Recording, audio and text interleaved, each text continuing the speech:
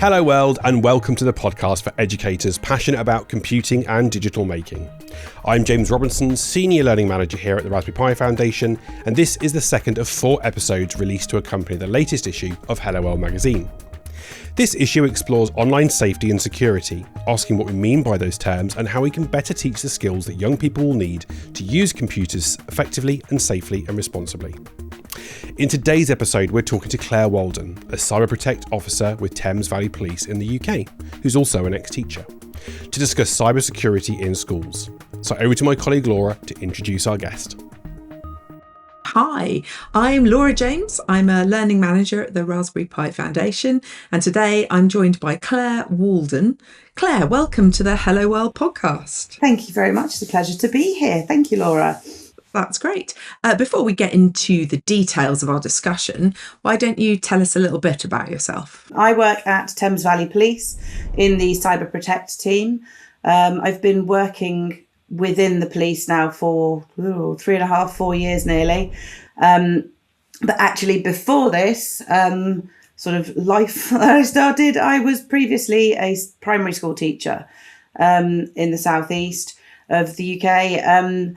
Did that for, oh my goodness, years and years and years, 14 years or so, before deciding that I fancied a change and moved into this world of cybersecurity and educating people about that side of things.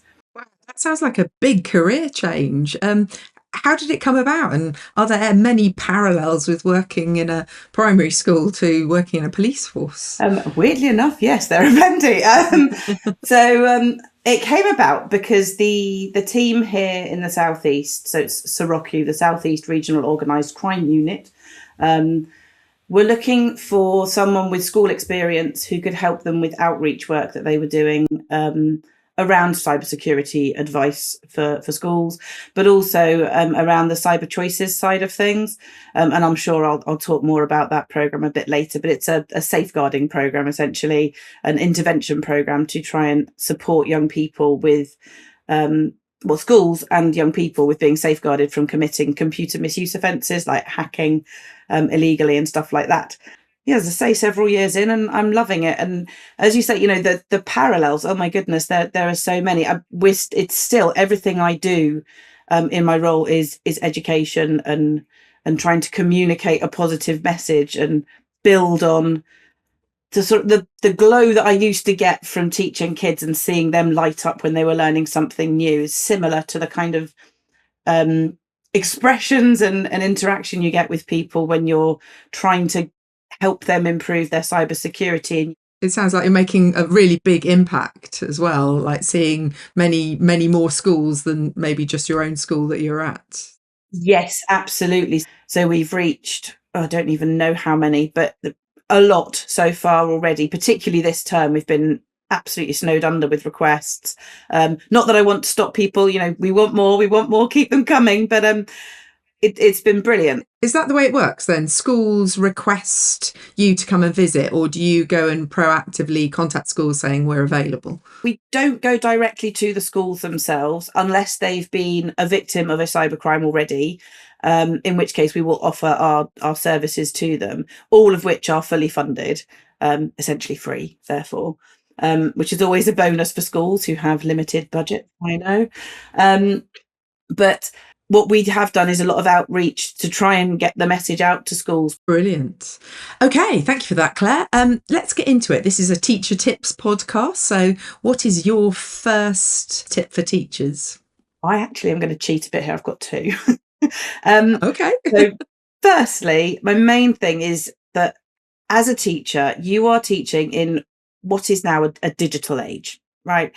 And it's never been more important for pupils and for teachers to understand these concepts of online safety and online security.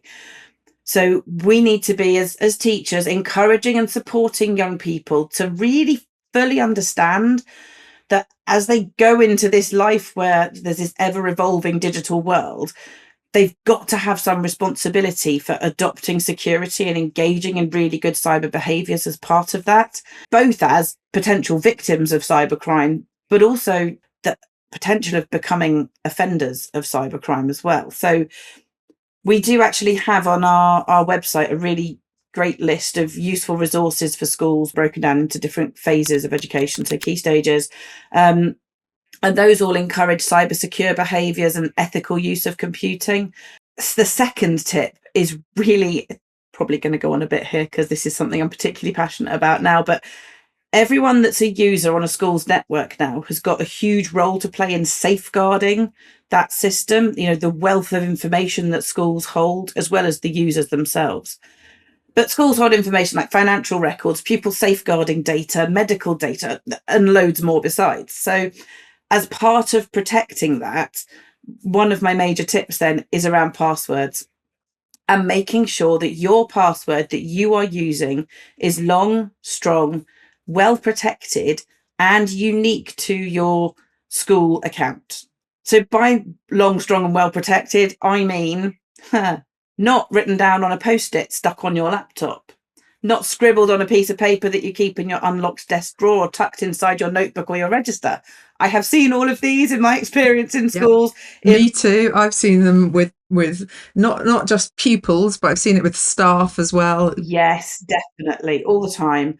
And even if that device or that login doesn't have access to sensitive data, a skilled enough individual, which could well be a pupil, can easily then leverage or sidestep into those more sensitive and confidential records as well. And this is all backed up by research from the Information Commissioner's Office in the UK. They found that over half of the insider data breaches that were occurring in schools were being caused by pupils.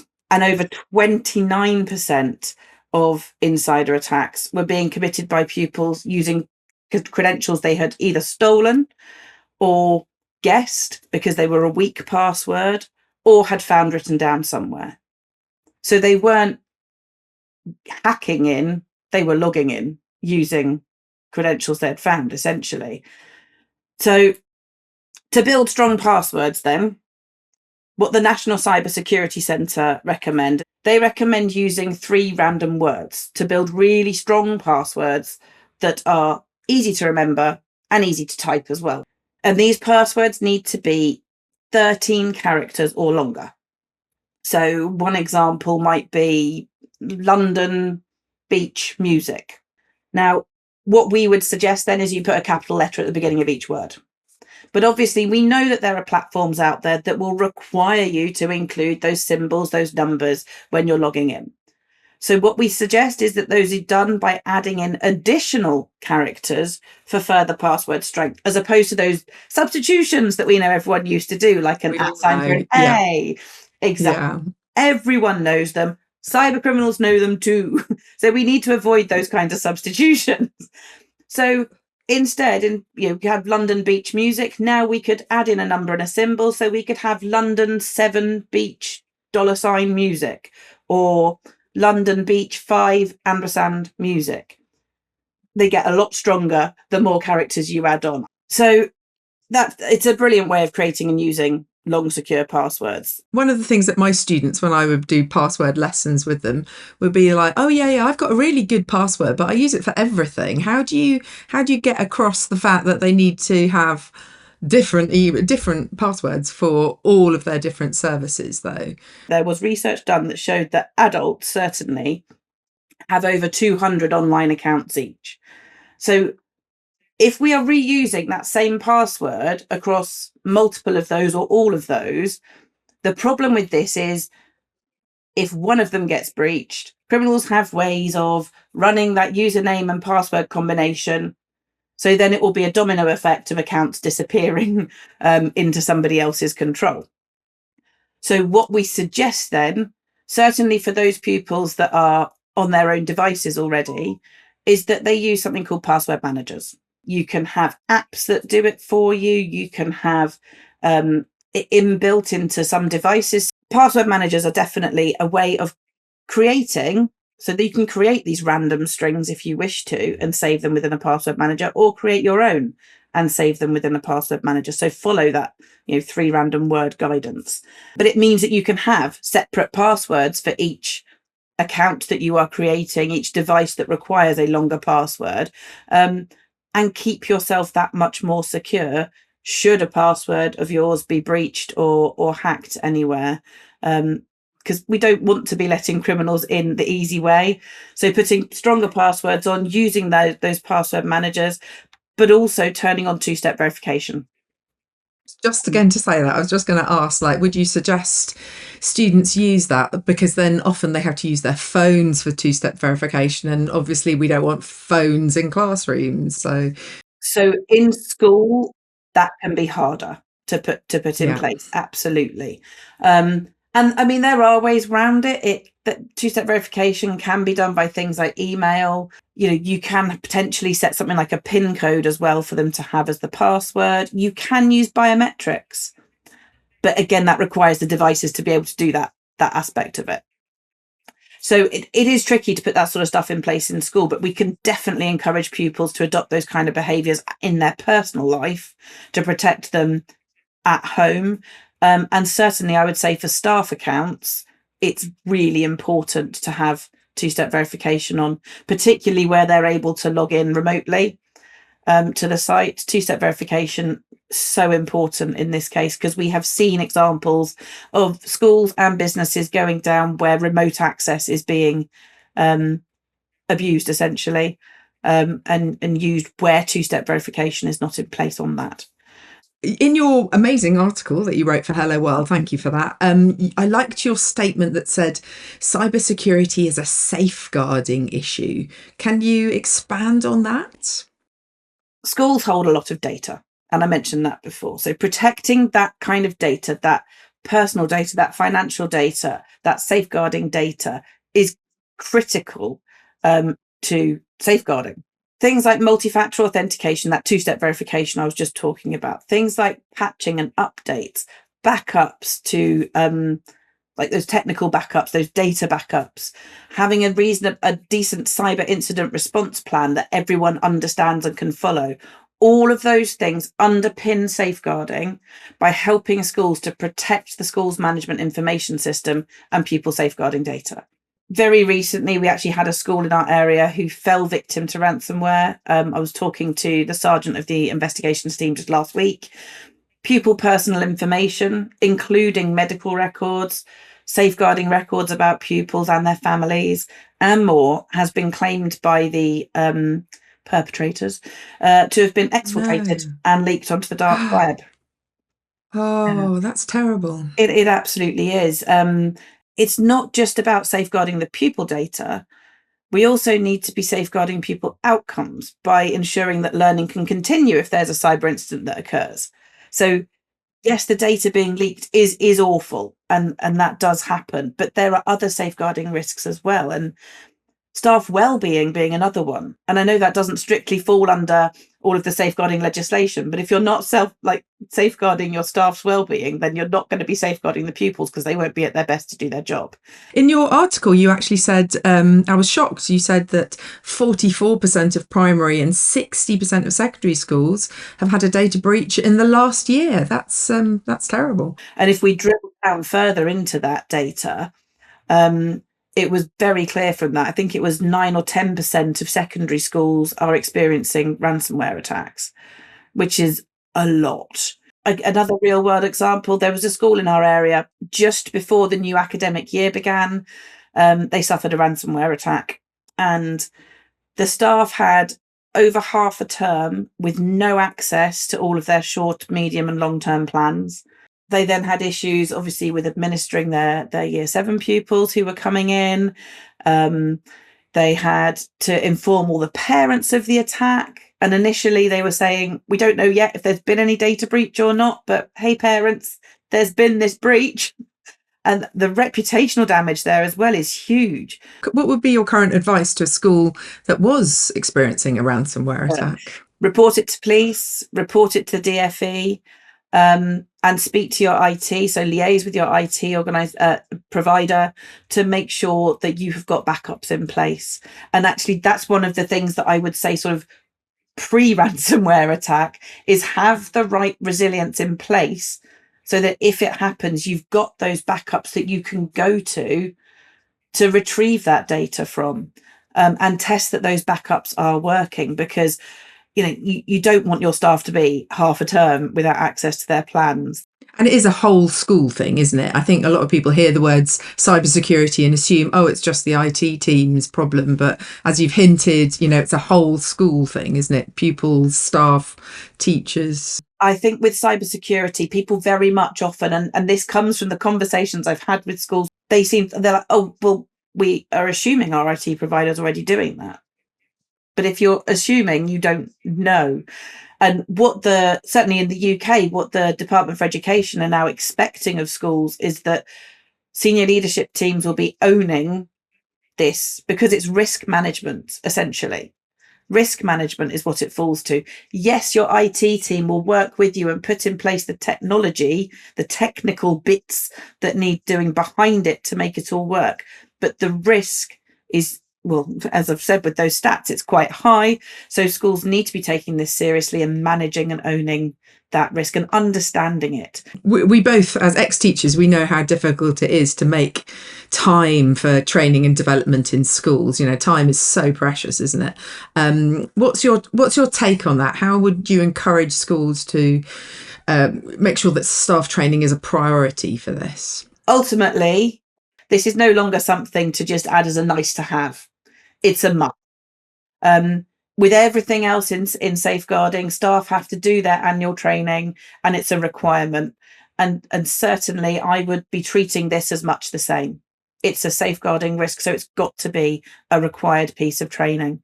So it is really, really key. And at the end of the day, again, would you rather have an hour of training or months, weeks, months, days, however many it is, of disruption from a cyber attack? We say in the UK that children aren't allowed to have more than 5 days off school, that's unauthorized to go on a holiday or whatever. But as I've just said from the examples of the cyber attacks, days, weeks or months of disruption impacting pupil learning, perhaps with school closures alongside it. If we're not letting children have time off for holidays, then we definitely shouldn't be letting them have time off because we couldn't secure the school properly. There are ROCUs for other regions, aren't there? So yeah. How do schools find out? Is that on the NCCE website? If you go to www.rocu, so rocu.police.uk, you can find out where your local ROCU team are. Fantastic. Thank you for that, Claire. So let's talk about teaching in the age of AI and how quickly it's evolving. Yeah. What do you think the impact of AI is on the cybersecurity in schools? So AI is a tricky one. And I know there are some schools that are out there, they're using it in some really innovative ways to support learning. But our interest in our team is very much more on the impact of AI on cybersecurity and attack methodology. So we know from what we've seen that AI is not, and I'm going to say currently, because who knows what's coming. Currently, it doesn't seem to be impacting the volume of attacks that we are seeing. But what it does do is it increases the speed of an attack. So cyber criminals will, if they're looking for somewhere to target, they generally are not targeting a specific place for a reason, unless it's a revenge piece or anything like that. What they will be doing is scanning generally for any vulnerabilities. AI makes this much easier. It can be automated. But also, once an attacker or the AI has found this vulnerability and the attacker has been able to breach the system, they can then use AI to analyze what they find inside the system. So identify patterns of behavior that they could copy or exploit. They can find vulnerable pathways or logins or devices or network locations that they can get into to navigate elsewhere or to access sensitive data or whatever it is that they're trying to do once they're in. So that's the bit that the AI is making faster. Rather than the human having to do all of this exploration, the AI is able to compile and analyze that data much more quickly, meaning that the criminal can then carry on with their attack. Okay. So our advice then is very much still on the defences side. If you get the basics of the cybersecurity defences right, you're making it harder for AI to find vulnerabilities because they simply won't be there. Criminals want an easy target, right? They want an easy life. They don't want to put effort and time into it, into breaching the systems and accessing all of that. Make it difficult for them, make it harder so they won't target you. I mean, the only kind of comment I have on that is that we've recently written some lessons for Oak, and we've been talking about students using AI and chatbots. And one of the pieces of advice we've been giving them is to make sure they're not revealing, personal or private information via a chatbot, because you don't know where this information is being stored. Yeah, like you said, it's all about the basics, getting the physical security and spotting signs for social engineering and passwords, great passwords, always good passwords. I mean, social engineering is such an art and can now be done by these chatbots, and they'll be asking for your handle, your intro, a bit of personal information. Tell us about yourself. I really would hope that any students of mine would spot this, and a big red flag would be appearing. But you'd hope so, but yes, this stuff happens. When it comes to safeguarding, we also need to be safeguarding pupils from committing computer misuse offences. Certainly in the UK, this falls under keeping children safe in education, and we have the Cyber Choices programme, which is an intervention programme within policing, which helps. It's a brilliant program. I used to work for it, as I said earlier, and it involves police officers having informal conversations with young people and trying to divert them towards using any skills and interests that they have in cyber, I suppose, attack methodology or anything like that, and put it to good use. So turn it toward legal use rather than illegal use. And I think that's where sort of education around the Computer Misuse Act is so key, because this is technology that the kids are interacting with. We need to be teaching them. I mean, the curriculum for computing in the UK as it stands currently says, we will be bringing these children up to be responsible users of IT. But if we're not teaching them about the legal rights and wrongs, then we're not doing that, are we? So absolutely, yeah. It's such a small part of our curriculum, I feel personally. I think in GCSE there is, a tiny little bit about network security. Yes. But apart from that, you don't really learn about it at all, apart from perhaps a little bit in PSHE lessons. So it's something that I'm hoping gets addressed in the latest curriculum reform that's coming out. Yeah, and actually on our Cyber Choices pages on our website, there is a lesson plan that can be used with sort of 10 to 14-year-olds around the Computer Misuse Act. And it's really, really worthwhile looking at if that's of interest to you, and if it's something you want to throw into a PSHE lesson to do it a bit differently. But there's also resources online from the National Cybersecurity Centre. So they have something called Cyber First Navigators, which is well worth a look as well.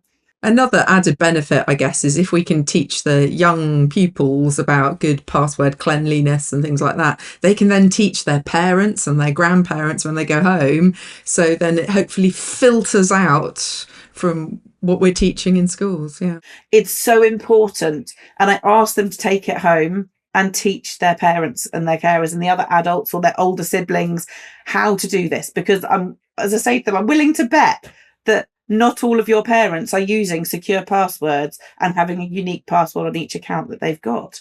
And we do actually have a tool that will support this, and we send flyers out to schools as well.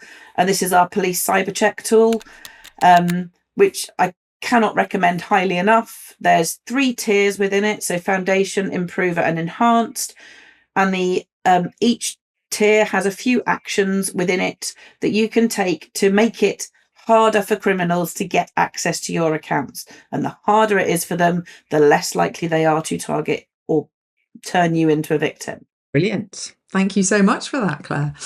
It sounds like you're really enjoying your career in the police. Does it sometimes feel like an uphill battle, though? Like a game of whack-a-mole, trying to stop the threats before they appear? It does, and it seems that as much as we try to get people to change their behaviours, and as much as we tell people this is what we need you to do, the problem we've always come across is that people will say then and there, oh yes, I need to make these changes. They walk away from the session and it gets forgotten about, put to the back burner until they become a victim of an attack.